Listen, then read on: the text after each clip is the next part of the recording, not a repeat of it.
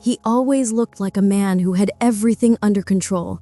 But if you're watching this, don't scroll. Stay, because somewhere in this story, you might see someone you love, or someone you became without noticing. Every morning in a modest house, before the sun spreads across the walls, a pair of school shoes sits near the door. They're polished, ready, waiting. They don't belong to someone who understands sacrifice yet. They belong to a child who only knows that school starts at 8. The mother moves through the kitchen with practiced stillness. She prepares breakfast, wakes the children, ties laces, checks bags. She does all of this with a steady rhythm, one she learned after the father left for work in another country. To the neighbors, life looks ordinary. Kids laughing, a mother smiling, a home surviving. But ordinary lives often hide stories that no one bothers to ask about. Thousands of miles away, in a cramped room filled with metal bunks, the father rises before the alarm.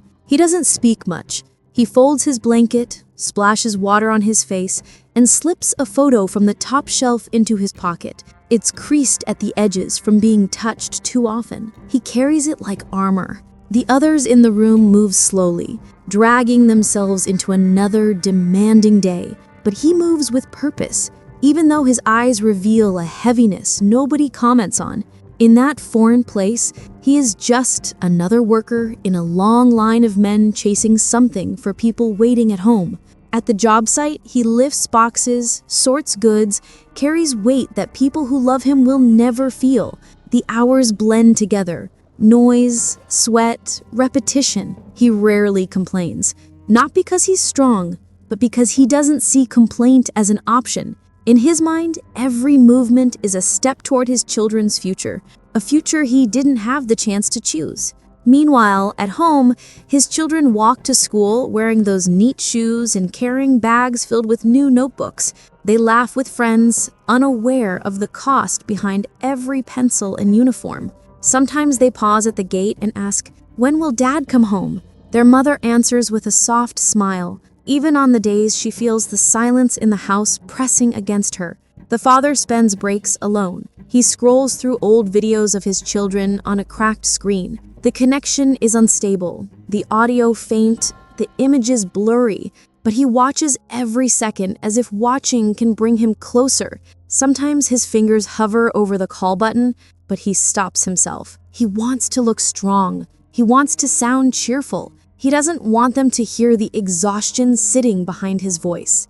Nights fall the same way they always do, abruptly. He returns to the dorm with sore hands and aching shoulders. He eats quickly, sitting on the edge of his bed. Others talk, laugh, or share stories from home. He listens, but rarely joins. He worries about bills, school fees, and rent far more than he worries about sleep. Months pass. The walls of the dorm become familiar. The routine becomes muscle memory. Loneliness becomes something he no longer fights, just something he carries quietly. One night, after an especially draining shift, he receives a voice message. His son's voice fills the tiny space around him. The boy's reading from a school book, each word pronounced carefully, slowly, like he wants his father to hear his effort. The father stops walking. Workers pass around him, machines hum, traffic roars, but he hears nothing except that trembling little voice. Then the message ends with a whisper. "Dad, come home soon. I want to show you I can read." He presses his palm to his forehead. His breath shakes. Tears gather uninvited. He steps into a darker corner, leaning against a rough wall, trying to hold himself together. He has spent so many months pretending to be unbreakable, but in that moment, the truth cracks through him. This is the price of hope. This is what it costs to give your children a chance.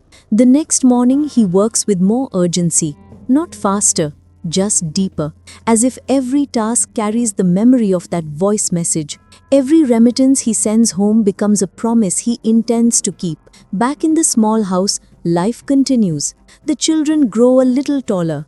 Their handwriting improves. Their questions about their father become less frequent. not because they miss him less, but because waiting has become part of their routine. Eventually, the contract ends. The father returns not with luxury or plenty, but with a longing he has carried for too long. The journey home feels surreal. He looks out the window of the bus, wondering if the children will recognize him, wondering if time has reshaped him in ways they won't understand. When he finally reaches the door, he hesitates. He raises his hand to knock, but before he can, the children open it and rush toward him. The camera doesn't show faces, only arms wrapping around him, fingers clutching his shirt, a family becoming whole again through touch alone. He kneels and lets the moment hold him. Those shoes by the door, the ones from the beginning, now carry scuff marks and dirt on the sides. They are worn from use, from miles walked toward a future he once thought impossible. He didn't just work abroad to send his children to school. He carried them day after day from a distance nobody saw, just so they could walk closer to the life he dreamed for them.